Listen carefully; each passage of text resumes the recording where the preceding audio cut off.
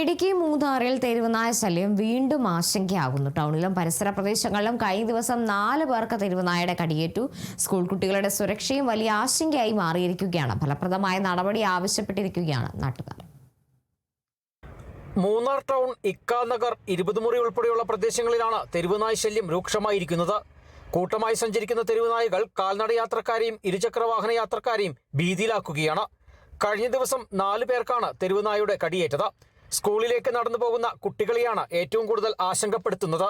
രാവിലെ സ്കൂളിലേക്കും വൈകിട്ട് വീട്ടിലേക്കും മടങ്ങുന്ന സമയങ്ങളിൽ തെരുവുനായകളുടെ ആക്രമണ ഭീഷണി നിലനിൽക്കുന്നതായി രക്ഷിതാക്കളും നാട്ടുകാരും പറയുന്നു. പ്രശ്നം പലതവണ ബന്ധപ്പെട്ട അധികൃതരുടെ ശ്രദ്ധയിൽപ്പെടുത്തിയിട്ടും ഫലപ്രദമായ നടപടി ഉണ്ടായിട്ടില്ലെന്നാണ് നാട്ടുകാരുടെ പരാതി. തെരുവുനായകളെ അടിയന്തരമായി പിടികൂടി ശല്യത്തിന് ശാശ്വത പരിഹാരം കാണണമെന്നാണ് പഞ്ചായത്ത് അധികൃതരോട് നാട്ടുകാർക്ക് പറയാനുള്ളത്. நாங்கள் கேபிள் வேலை பார்த்துட்டு இருக்கோம். அப்போ என் கூட இருக்கிற தம்பி ஒருத்தனை நேற்றுக்கு 26 முறை பக்கத்தில் நாய் கடிச்சிருச்சு. அது கூடாமல் மேலும் 3 பேரையும் நாய் கடிச்சிருச்சு. இதை பலதவணை செய்தியாகவும் புகார்களாகவும் நம்ம அதிகாரிகளுக்கு கவனத்தில் செலுத்தியும் இதுவரை எந்த நடவடிக்கையும் எடுக்கலை. കഴിഞ്ഞ ദിവസം 4 പേർക്ക് തെരുവുനായയുടെ കടിയേറ്റത് ആളുകളിൽ ആശങ്ക വർദ്ധിപ്പിച്ചിട്ടുണ്ട്. തെരുവുനായ്ക്കളുടെ ശല്യത്തിനെതിരെ പഞ്ചായത്ത് ഫലപ്രദമായ നടപടി സ്വീകരിക്കണമെന്നാണ് നാട്ടുകാരുടെ ആവശ്യം. Kerala vision news, Idukki.